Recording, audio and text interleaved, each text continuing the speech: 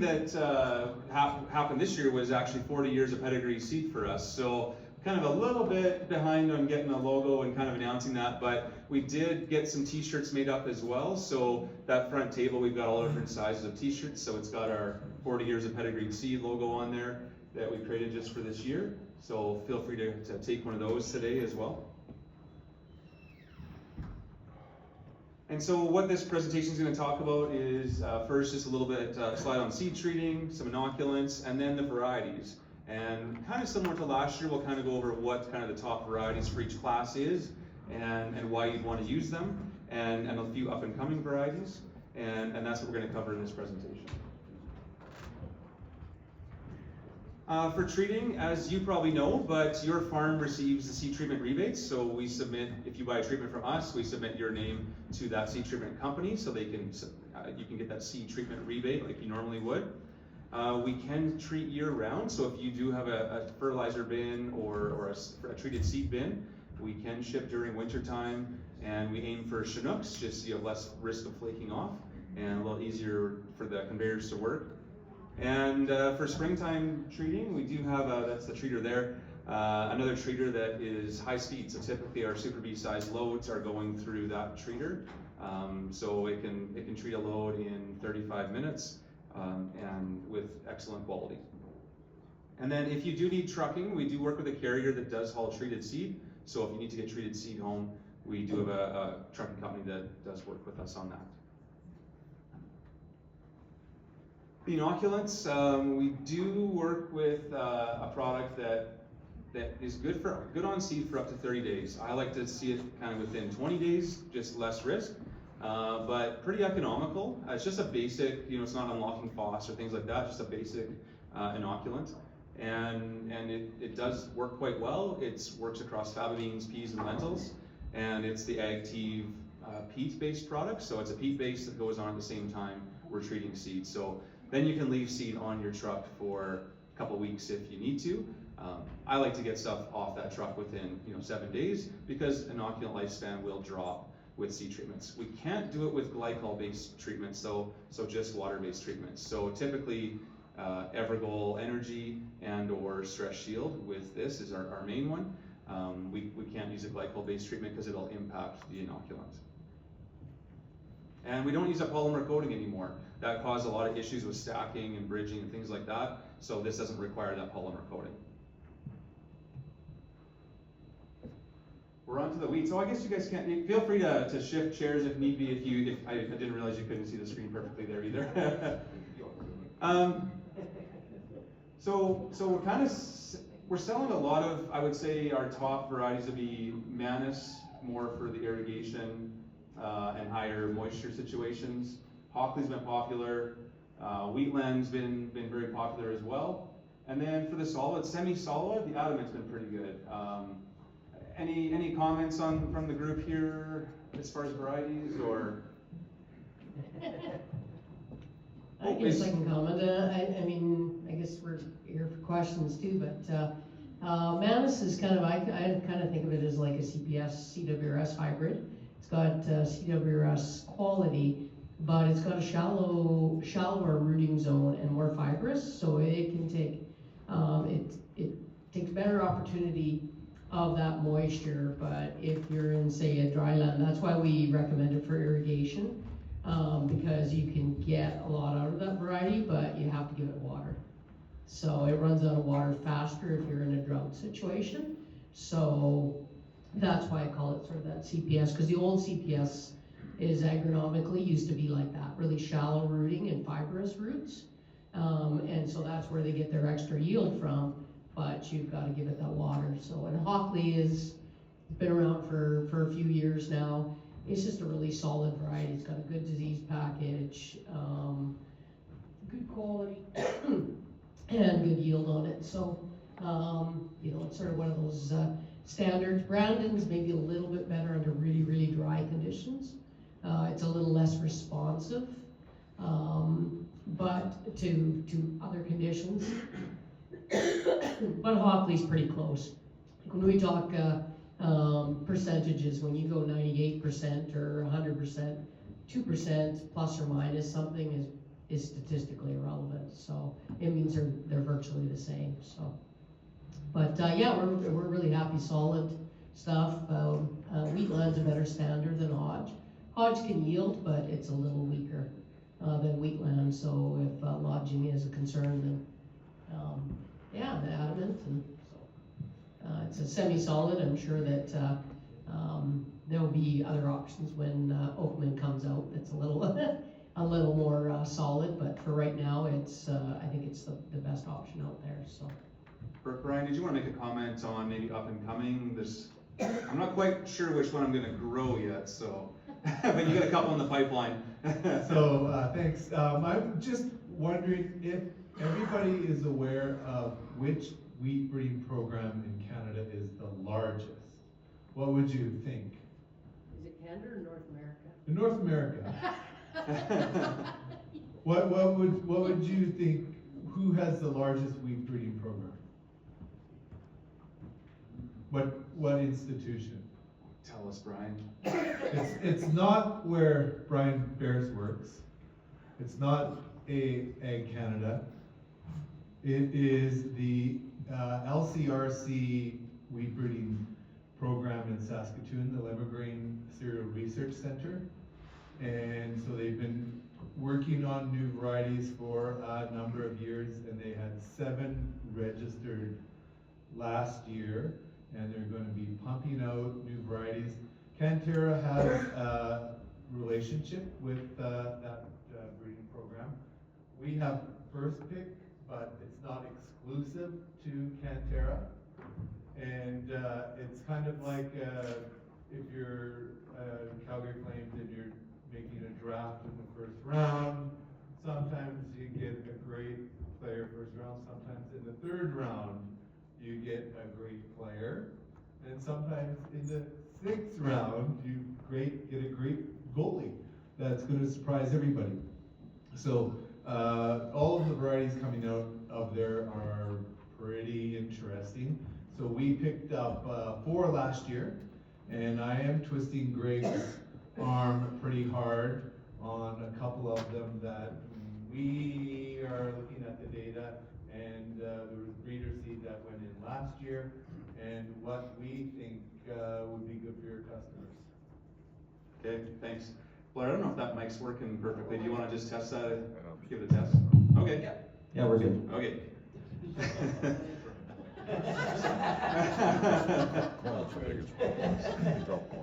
Did I miss Esri? Is Esri here? No. Okay, okay. So our CCAN rep was gonna be here, but I don't see her, so anyways. I guess I should have delayed this panel, sorry. The one thing I've maybe noticed a little bit, and I don't know if it's because of the seed that's being planted or not, but Manus seems to have a little bit lower risk of bacterial blight. So bacterial blight, I've got a slide in another presentation that we'll see today, but it seems like we've seen lower risk of that in that variety from seed testing. Now, whether that's because of source material or where it's being grown, I don't really know, but it seems like it is lower risk in the past few years that we've dealt with it, so. It is the #1 variety in Manitoba. The #1 variety in Manitoba, Yeah. okay. So for irrigation, that seems to be kind of our go-to variety.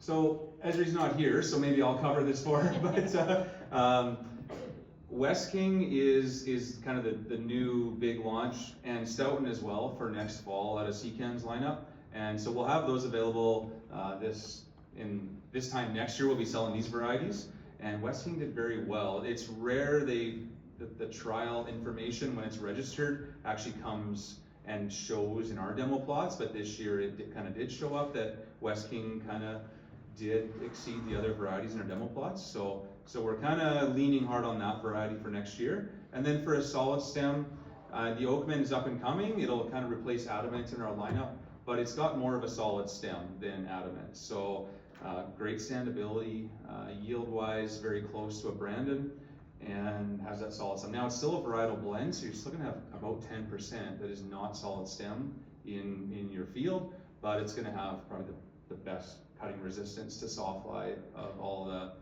spring weeds. So So for this year, still adamant, next year leaning towards open.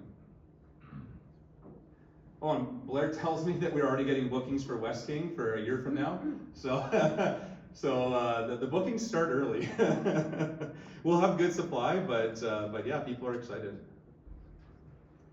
So Durham's, solid stem wise, I find that Grainland, so we'll lean on the solid stems first. Grainland and Stronghold are the main two solid stems that we would deal with. And so for dryland though, I like Grainland where it's really dry. So if you're in that 40 bushel and less kind of range, and if you're over that, which isn't really typical in southern Alberta the last number of years it seems like, then Stronghold seems to be the variety that edges out for a little higher yield. So in a typical southern Alberta year, I would suggest Grainland's where it's at for a solid stem, and then probably Stronghold if you're in that 40 or 50 or better yield category, or irrigation. Schrader I like because it's got the I rating for Fusarium, but it's a hollow stem, but that would be a great option for dryland.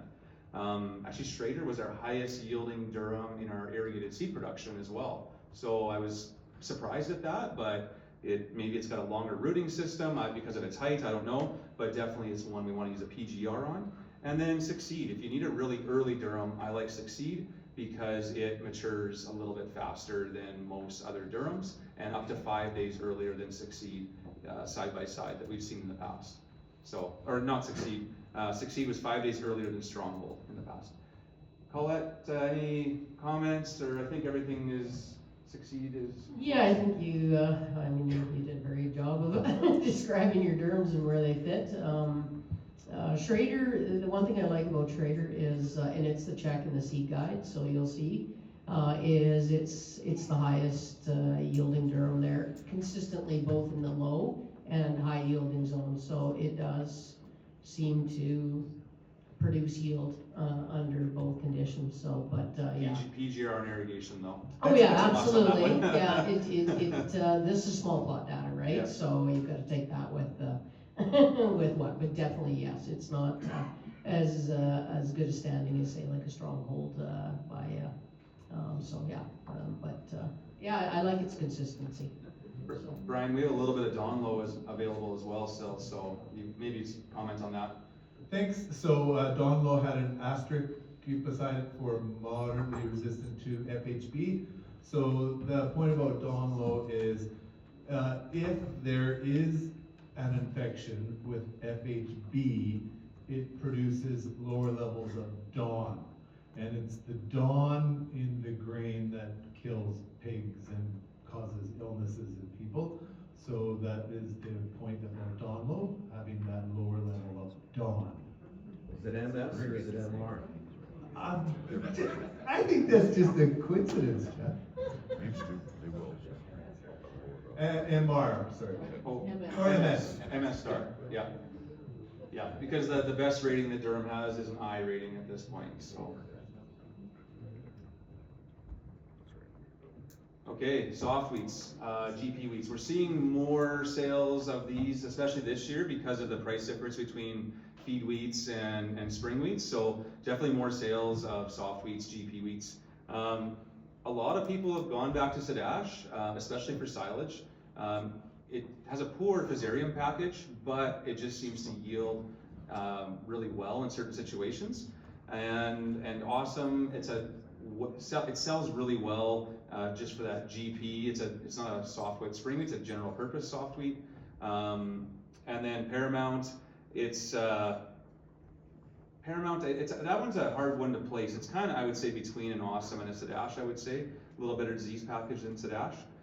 And then Alada, that's the new GP red. A little earlier than some of the other GPs out there, like Pasteur and Alderon. So I like that it's earlier. That one's available right now.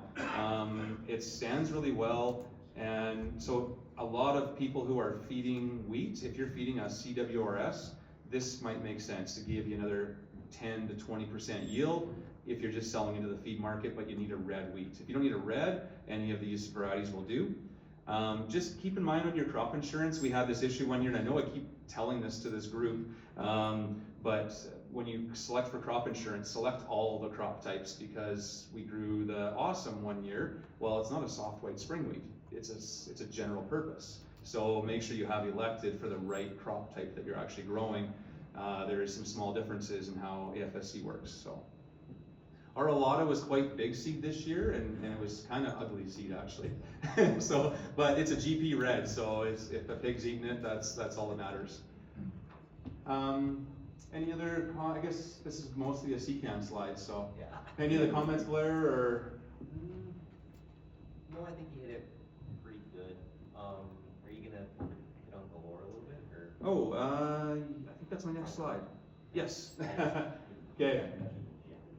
Well, so Galore is the new variety. So the parents of this one, so this is bred in Lethbridge out of Harpinder's program, and the parents are Awesome and Sadash. So really popular varieties, which made up this variety. So I'm hoping we can actually kick out Paramount and Sadash and replace it with this one and just carry the Awesome and the Galore. And it's a varietal blend again, so Andrew's the refuge. Did really well in registration trials. In our yield plots this year, which you'll see in a later presentation, they're comparable to the other varieties in our demo plots this year.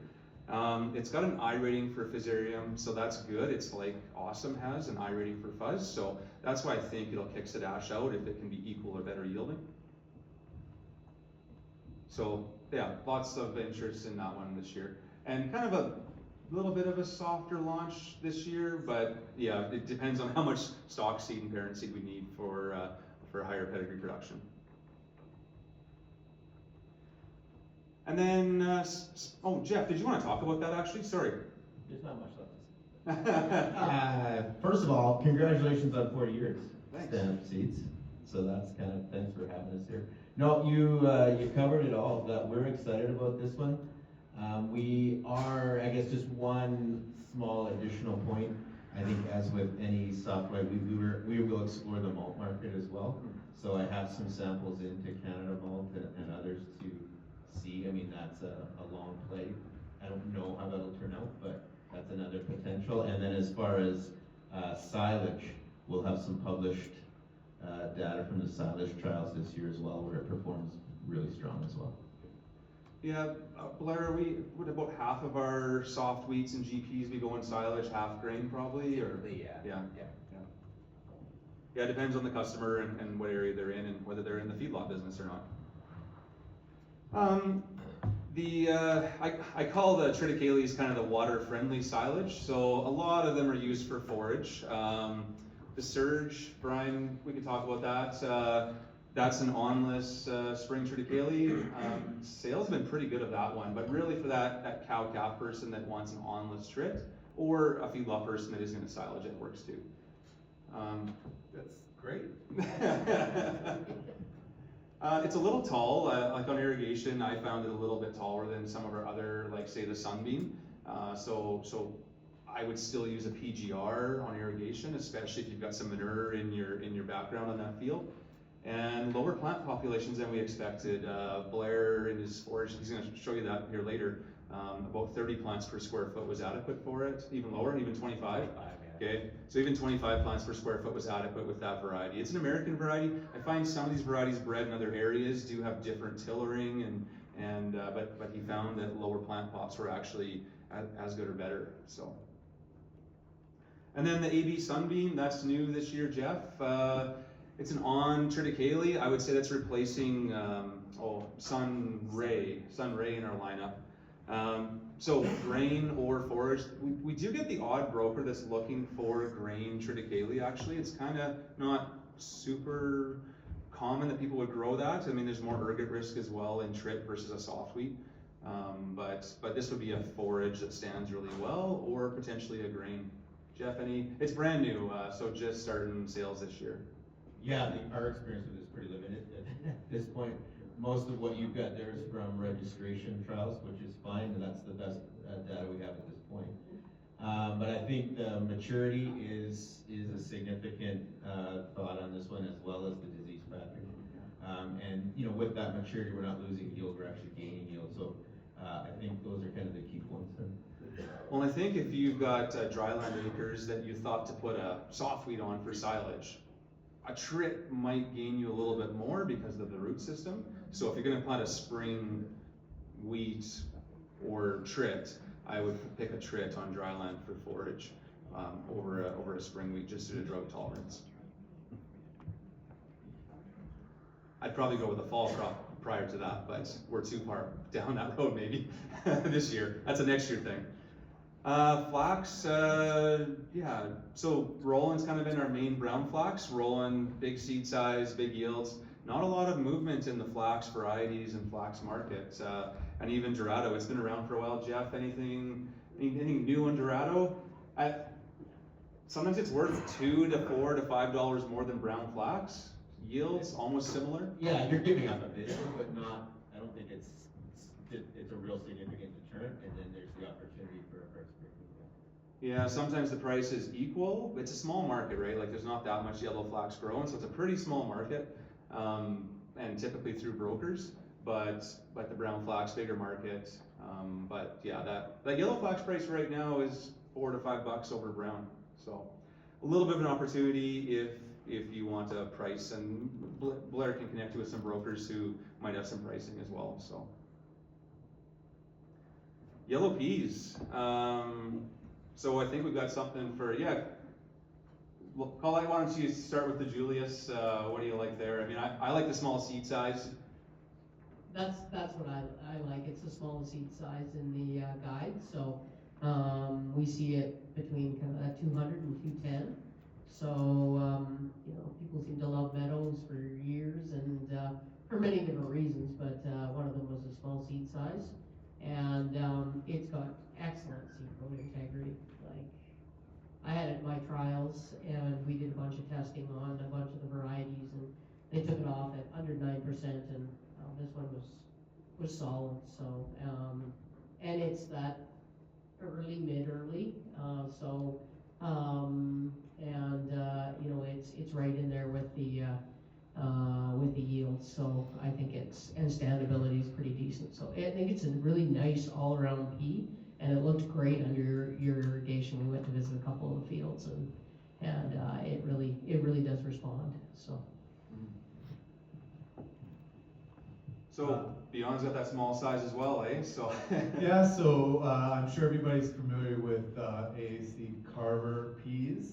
AAC Beyond, it's a little bit later, which gives it a little bit more yield potential.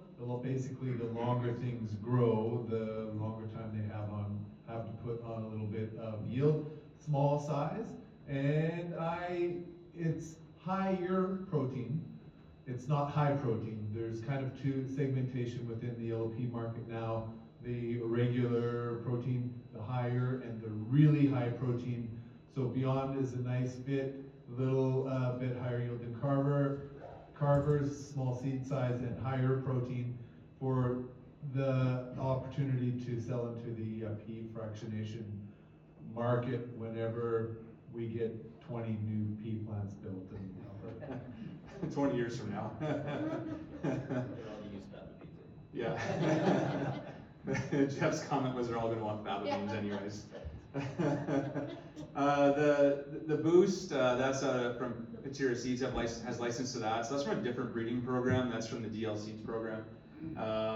It's early and kind of normal seed size, kind of comparable to Carver's. So the thing is, all these new varieties are bigger or higher protein. But that Boost is kind of similar size and to Carver and early. The other ones are smaller, so less seed cost per acre, less treatment cost per acre with similar yields. So, and seed coat breakage seems to be pretty good across all of them. Yeah. There's a question back Oh, there. question. What do you guys see on yields for irrigation? Irrigation pea yields. It really depends on how much rain you get.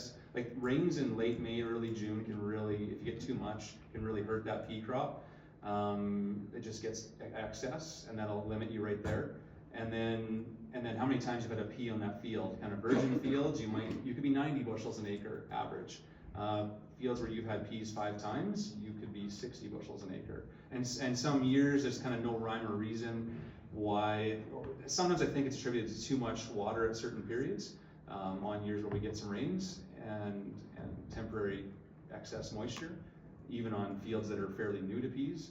And so you go from an 80-90 potential to 60 to 70 potential pretty fast.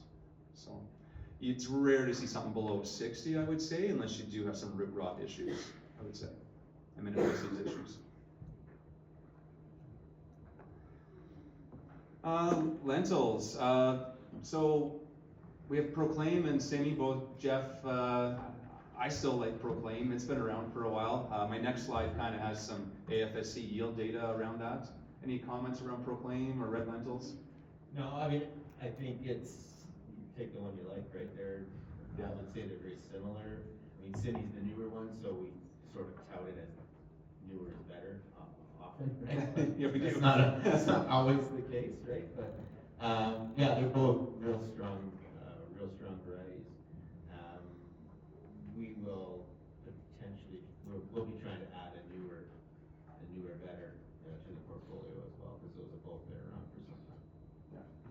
Yeah, I love Proclaim. It just seems to perform in all situations. So we've kind of tried the Simi, and we still have some Simi available. And for some people, it's probably fine. But a lot of people are going back to Proclaim again. So sometimes we do tout newer is better, but it isn't always the case, is it?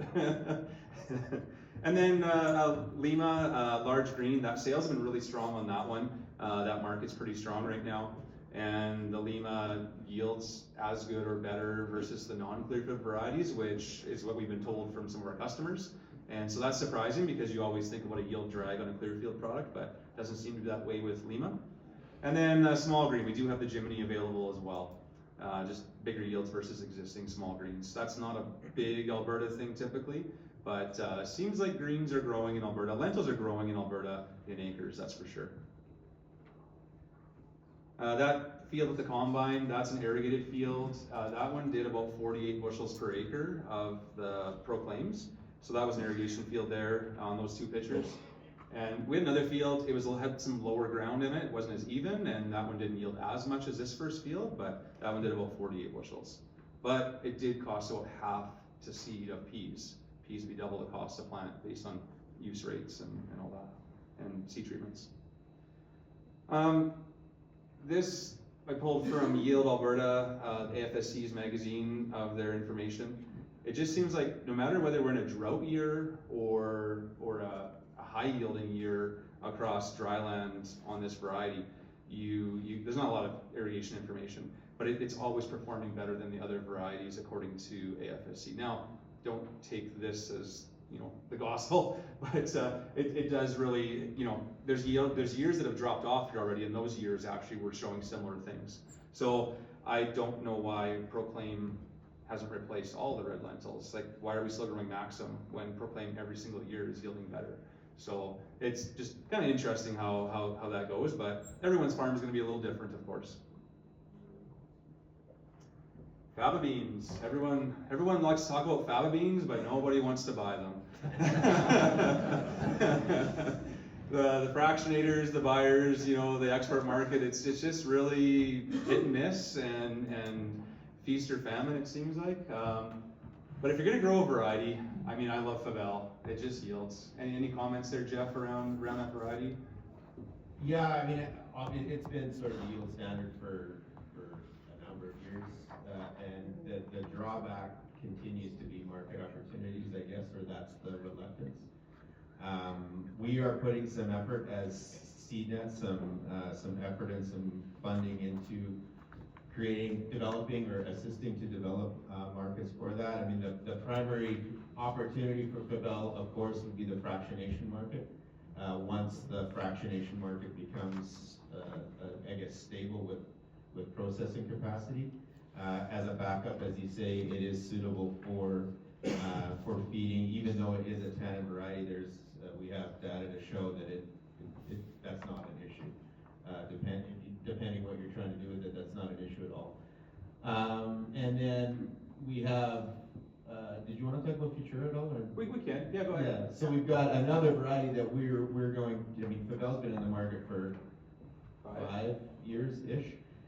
We've got another variety called Futura, which is just going to be a little smaller seed size and maybe slightly earlier not really an appreciable yield increase, but with the smaller seed size and maybe a bit of an slightly earlier advantage, it might be a better option, as well as a protein increase, not that anybody's paying for protein, but that becomes a market opportunity potentially as these fractionators select varieties they would contract, that may give you access to a program that you might not get otherwise.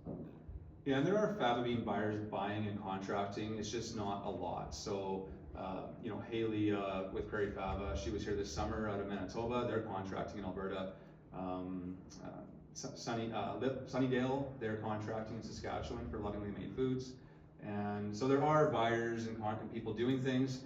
And then the feed market, it's just, you know, at what price are you willing to grow a crop for, right? What's the yield versus, say, the floor being the feed market? Well, we got a customer growing them for their hog barns, right? Yep, So, yep. and they're growing Favel. And maybe they're blending that because it does have tannin, so, but just keep that in mind. Nevado, it's a zero tannin variety. I don't think it's gonna yield more like the 219-16 or the Snowbird. So maybe not the top yielder, but it's a zero tannin. So if you do wanna grow something for feed, either one of the Nevado or the 219-16 would be a good fit. Seed size is a little smaller on the Nevado. It's got a dark seed coat, which is normal, but it looks like a dark seed coat, but that's just how the variety is. If you do have root rot or aminophyces issues, faba beans are the way to go on irrigation.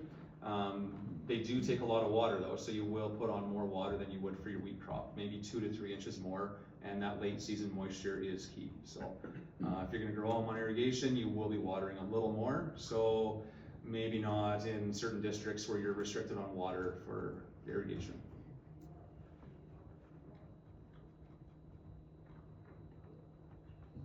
Okay, we don't sell really any common seed, but the 4010s, all that's available is common seed. So when we do sell a bushel, we do pay a royalty back to the rights holders. But there just isn't any parent seed for us to purchase to grow of that variety, but there's still a big demand for the variety. So it's kind of a weird one. I had a buyer who was telling me that they were buying that variety as a maple pea. Maple peas are hot, and they were buying it because it's very similar to a maple pea, and maybe it was substitutable in a hot market. So just an FYI, that might be something, but they will go flat on you, guaranteed, even on dry land. So, so prepare for a rocks through the combine. We had that experience this year on one combine. Nathan and the crew weren't too happy.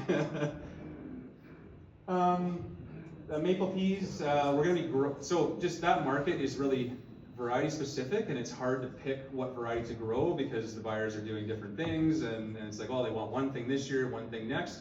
So we managed to find some registered of the Mosaic, so we're gonna have Mosaic in the ground this year, available for sale in a year from now.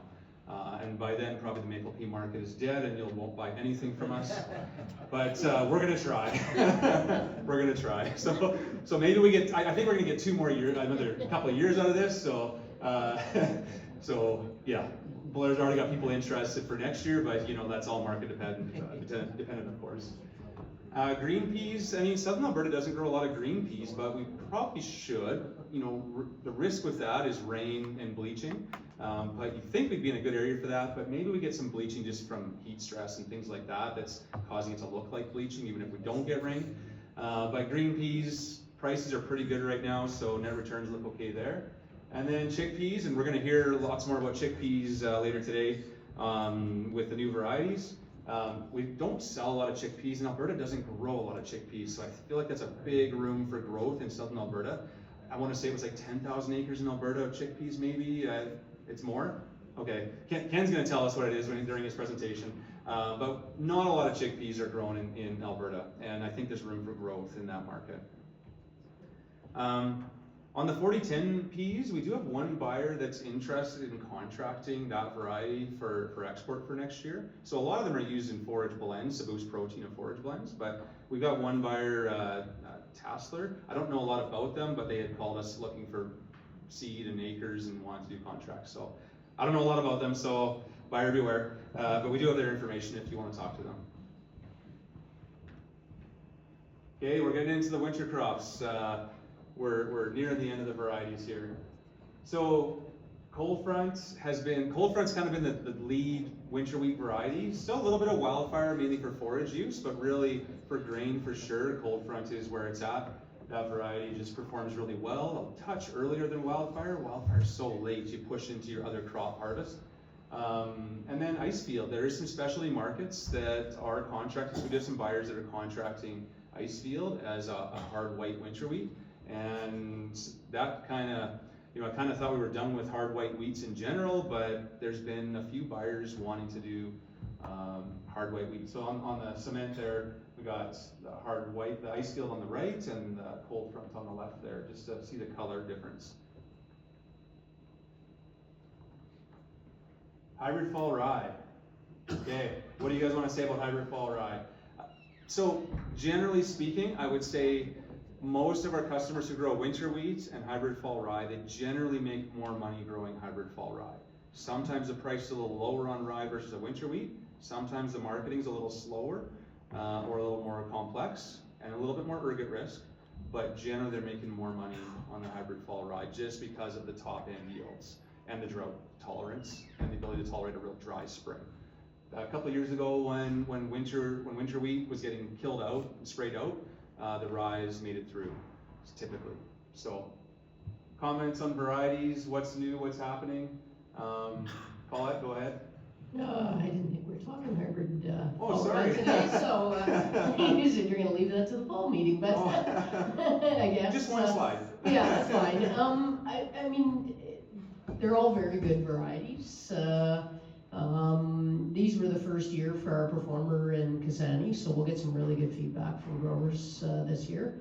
And then have more to tell you kind of in the fall or late summer, but they're tough crops. And so I sat on the combine with a few people this year, and they still had some of their open pollinated in the hybrid fall rye, and even though the hybrid fall rye or the rye crops didn't look as good in the fall, there was I would say a 30 to 60 bushel difference when we were running the combine through, and way less headache as far as harvesting it. So That was with Performer, I think, right? That one?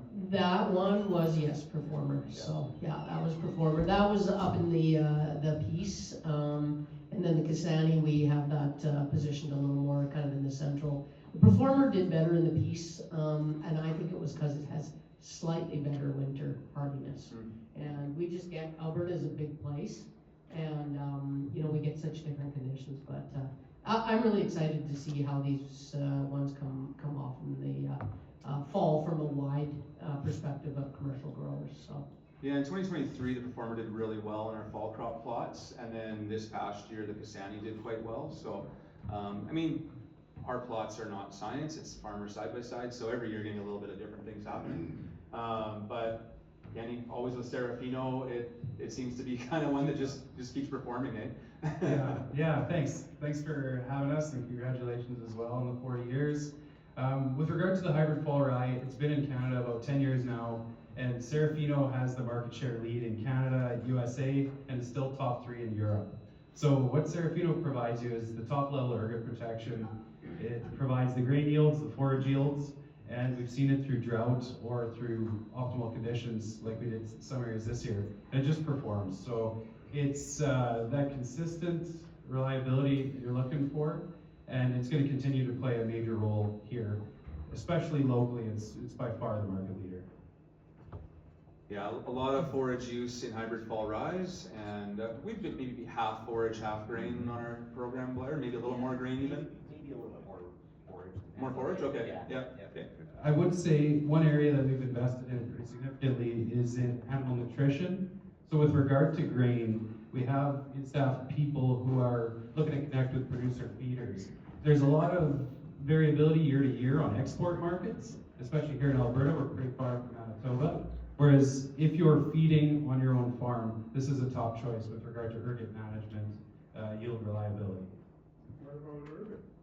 What about ergot? So For the feed. yeah, so we have a trait called Pollen Plus, which basically amplifies the pollen production and competes with ergot spores.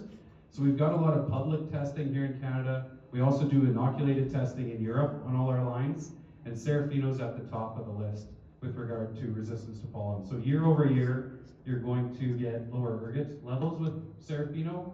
We've also made some changes on seeding rate recommendations, seed depth, travel speed. You want to focus on getting the crop established. That's the key thing the farmer needs to focus on. Good, decent seed bed, slow travel speed, think canola, 3/4 inch depth. If you get that stand, your weed control issues, your disease issues will be largely taken care of. You need some luck in the spring, but with a hybrid, you get an even crop that flowers like a tabletop. Whereas with Hazlitt, you're going to see a little bit more of a dog's breakfast, more tillering. Tillers are the enemy for ergot in any rye variety. Anyone else up there want to add anything else hybrid rye wise, or? No, I would agree. I mean, management is huge with hybrid rye and how you establish it, how you pick your field, and getting rid of the, like taking all the variability out of the crop is huge, no matter what variety you're growing, so that you don't have those tillers or those second growth or late growth, because you want to limit your exposure to ergot spores. And so I would agree with Kenny there. That's probably the most important thing when you're doing that. So. We are going to host our usual summer tour in June and focusing on fall crops. So lots of hybrid fall rye talk at that event as well, where you'll see these in the plots again. So winter trips. So this has probably stolen some acres away from our hybrid fall rye business actually, because the timing is a little different for silaging. So really Tadius has probably stolen away some of our hybrid fall rye sales, just because it has performed very well, and because it's maybe a week later, Blair, versus the for forage timing versus the hybrid fall rye start time. So Jeff, anything on Tadius there, and then wind chill? Yeah, I guess just very specifically, the registration on Tadius is only for silage or forage, not for grain. So that is one. The other thing is when you see the heads, like at our Ag in Motion plots this summer, I'll use maybe a bit of hyperbole, but they look like a hot dog. Like they were enormous, the heads, and that was after some hail and others. Like it just is a very impressive looking plant when you see it. Yeah, the variety seems to finish off fast as well when we take it for seed, of course. But yeah, it stands really well. The new one in the pipeline is wind chill. I would say it's more like your traditional fall triticales. It's out of the olds or FCDC old program. What's it called now? WCI, Western Crop Innovations. Yeah, I can't keep track. So that one's in the pipeline. It's up and coming. It'll be an on fall trit. And then we've also got, I think it's going to launch this summer, an onless one called Experimental 209 right now. I don't even know who's going to have the license to it, but we were able to grow some. It's owned by Trical out of the States, and so I'm not sure how they're going to do the licensing, but it's an onless one, and I don't know about the winter survival, so I don't know if it's perfect for all areas of the prairies.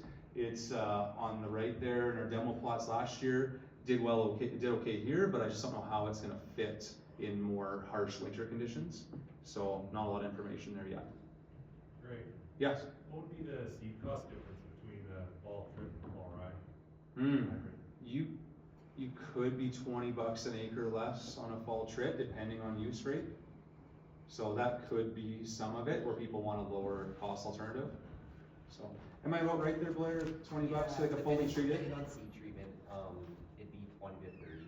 Yeah. It depends on the seed size and use rate, because if you're targeting, say, well, I was targeting 40 plants per square foot, but we did some 30 versus 40, and the 30 did pretty good this year. Now it could be just a year, the year favored a lower plant population versus a higher, but we found that 30 was actually a little bit better than the 40 in our grain and forage yields on the Tadius. We just did the Tadius for different seeding rates on that for that variety. Yeah. Growth regulators, do you guys see that they interested in using them in winter trips and fall? so the question was growth regulators on winter traits and fall rise. Are you going for grain or forage? For forage? If you're high fertility, I think it probably could make sense. It could delay you though. So a PGR can delay your crop slightly. It could be a few days, it could be not like 4 or 5 days where it slows that crop down, depends on the environmental conditions. But yeah, if you're gonna get lodging by the time you're gonna be swathing, then I think a PGR would benefit you a little bit for forage. The Tadius, I don't know if you need it. It stands so well, unless you're extreme fertility. The fall rise, potentially it could be useful. Maybe just a low rate though, like maybe just need a very low rate of a PGR with a early herbicide if you're going across with a herbicide. I guess it's the advantage of a rise, you probably don't need a herbicide if you're planting early enough for forage. So the trip, hit or miss whether you want to do a broadleaf on there for forage. Okay, barley. We're going to cover the barley market has become so segmented for us. It's kind of chaos because everyone wants something different. You've got the European varieties that, mainly for irrigation or high moisture situations. So yeah, a lot of different things going on in the barley world. We're going to talk some malt type, the European style varieties first. So newest one, Stanza. Stanza did the best for us this year in our demo plots, but really people that are growing these varieties are on irrigation typically because if they like moisture and if they get too dry, they fall apart for yield and bushel weight, generally speaking. And a little lower disease package, so fungicides are probably needed when you're growing these. Esma, it's got a VUA on it, whereas the other ones, the SY varieties, they have a Syngenta agreement tied to them. So different farm save rules and what you have to pay if you farm save seeds. So on the Esma, then you have to, as a trailing royalty, if you plant more acres the following year. Call out anything to add on the two FP ones? No, I think all of these European type barleys are high management barleys, like they need a little bit of, they've got a disease package, but for Europe, not necessarily transferable here, so they need to be loved with a little bit of fungicide and if you're really going to push them, even a growth regulator too. So we seem to see the best results both with Suresh and Stanza with high management customers, and then they can really get what the variety can give out of them. So if you're on dry land and stuff, it's probably one of the other categories is probably a better one. But we're excited about the Stanza. It's new.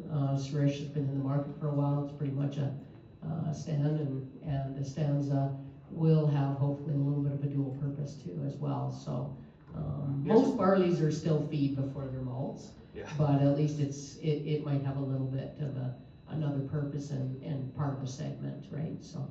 Yeah, and being that the Stanza is registered as a malt, even though you might not get a malt contract because there's not really buyers on board yet, that's still kind of in the works or seeing if they like it or not. But a lot of people are just growing it for feed purposes. So. Yeah, even if you are going to become a mainstream malt, it takes a long time to play the malt game. So even if it was going to be that and had all that potential, it would still probably be 8 years away before it became. So we're still in the marketing stage with Stanza. So they're all feed barleys before they're malt barleys. So onto the malt barley varieties. So generally speaking, we do get a few customers that will grow a malt variety on dry land in southern Alberta, and they'll contract a load to a maltster, and that helps them boost their crop insurance coverage levels on dry land because a malt has higher coverage levels on dry land. So a lot of people are buying a malt variety, so say a Fraser or say an AB Dram, and if you contract a load to a maltster, all of a sudden your crop insurance is malt levels on dry land, which is a little better than feed barley. So something to keep in mind if you're thinking barley on dry land. These varieties yield exceptionally well, similar in a lot of cases to the feed varieties that we're selling. So Cody, so away from the dry land, back to the irrigation. Cody from Molson Coors, they're not really expanding their program this coming year, but they're always willing to talk to new people who want to grow some varieties. So They're focusing on irrigation in southern Alberta, and the Bill Coors 100 has been a great variety, and their contracts are typically pretty good, but just movement's a little bit slower. As with most malt barleys, it's a time period for movement on some of those things. Lower plant pops, it stands pretty well, but you can still lodge it for sure. So if you want to talk to Cody, there's his info. You can get on his list of possible growers if you're interested in that. The other varieties, we got lots of options. Jeff, Dram, you want to talk about Dram? Sure, yeah, I mean, that one's gonna be I guess we had a bit of a soft launch last year, but it'll become quite a bit bigger this year. I just had a meeting with Canada Malt last week, and they are very, very interested in contracting acres of baby drum. So reach out to whoever you might connect. I can give you an email if you need one for Ryan, but reach out if you're interested in that one. As Greg said, it's going to agronomically perform very similar to Copeland for that aspect. That's the easiest way to describe it, I guess. But it does have the unique trait of being a non-GN, which is targeted at the distilling market versus the brewing market. So Canada Malt, it is the first non-GN barley bred in Canada, bred by what was FCDC, now Western Crop Innovations. So kind of a uniquely Alberta product, which is exciting for us as well. Canada Malt is very, very excited about this variety, so a good market opportunity with this one. Any other comments from the panel on any varieties we got up there? Got Synergy up there, Paulette? Yeah, I mean, Synergy, I think it kind of speaks for itself. It was the #1 malt variety in acreage in Canada last year, Western Canada. So it's kind of at that top of that the malt. When I said it takes that 8 years or whatever. So and I think Synergy's around too because it does very well under dry conditions too, right? So it yields under dry conditions, and a lot of guys in Saskatchewan too will grow just a malt variety. So, and this one's kind of hung on because it maintains its pump and does well under dry. So it's established. I think everybody knows about it. But eventually under irrigation, we're excited to. They were talking about dram and Stanza is a non-GN as well too. So that's the market we're working to. But a little more from a high fertility end of it, high management areas, maybe not as much on dry land. Anyone else? Brian, did you want to say anything on the malt world there? I do have Connect up there. We don't do a lot of Connect business, but The malt world. I've been trying really hard to learn how to keep my mouth shut sometimes, so I'll keep my mouth shut on that. There's a variety we're working on, Brian, with, so. Yeah, the malt market's a little complicated sometimes. Feed-wise, some people, the Durango's launching this year, so that's been kind of our main 2-row feed variety if you just want to go feed. Irrigation, I would flip you back to one of the European varieties. This one may be more suited for our dryland customers. And then Renegade, it kind of yields like an Austinson, but it's got the forage qualities that you might want to replace potentially Cowboy or Maverick. So, but if you want to take it to grain, it's got the grain yield like an Austinson, but it lodges a bit. So irrigation, it's got some lodging risk, that's for sure. So, but it's a smooth on. So if you need that, or you can flip into this smooth on. Some people are using it for grain. Some are using it for forage, but the toe field, so 6 rows seem to tolerate stress better. So maybe we even need to think about it on dry land for a forage, because in those really dry years and dry springs and those extreme heat events, we've always seen the 6 row pull through much better than a 2 row. And when those heads got stuck in the boot a few years ago when it was 40 degrees in June, the 6 rows weren't really impacted. So maybe, 6 rows are a bad thing for bushel weight on dry land, but if you're just taking it for forage, if you just get it to heading and take it then, It can tolerate stress better on dry land if you need to have a barley for a forage. So something to consider. And then Jeff, we got this new one. It's unnamed yet. That one's kind of what we're transitioning into, is the unnamed. It's got a super smooth on. So there you go. Your cows will be happier if you're doing bale grazing or something. Any other comments there, Jeff? Yeah, we don't. Yeah, I mean, we don't know too much about it yet. We just had it the 1 year as a breeder. So again, that's basically registration data, but from I guess from a yield and disease package, especially as would relate to taking it for silage, it looks like a real exceptional one. So we'll see where it goes, but pretty excited about it. Yeah, so that'll kind of be replacing Tollfield in our lineup in the next year or two. So. And then oats, Arborg, if you need a milling oat, we don't sell a lot of milling oats now that the market has kind of settled back down. 2 years ago, it was crazy hot and everyone was wanting oats because the market was crazy. Right now, most of our oats are going for forage and double cropping. But really, so if you're really wanting something that's just for forage and high quality, longer season, haymaker. We do have some baler available as well right now. Actually, we ran out of haymaker last year, so we brought in some baler. Still have a few baler available, and then but haymaker's our main one, and so that's for the people that really want a true forage oat, and then for double cropping, Wesley. So a lot of guys customers had issues with barley yellow dwarf virus in their oats in the double cropping. So this variety is resistant to barley yellow dwarf virus. So if you're double cropping with an oat, you should be using Wesley so you don't have that risk of the barley yellow dwarf virus. That's a long name. So anyway, and it's early, so like Paula, go ahead and talk about that, because you sent me the pictures on that. Well, I don't have the pictures here, but Wesley is like 10 days earlier, you were saying, to flag and head? Yeah, so it's 8 to 10 days earlier to flagging and heading. So that was, when we looked at this variety, it didn't out yield from a milling perspective. It's a milling oat, but it didn't out yield from a grain perspective. But I noticed some of these characteristics, and then knowing that there's a market for double cropping down here, I thought it might be a nice fit for down here, and so we reproduced it. And then last year we ran into barley yellow dwarf virus, which this variety also happens to be resistant for. So I think it's a nice option with those two characteristics for a second crop oats. Yeah, feedlots this year, we're having a nightmare with that. The fields looked ugly of their regular oats in their double crop, so.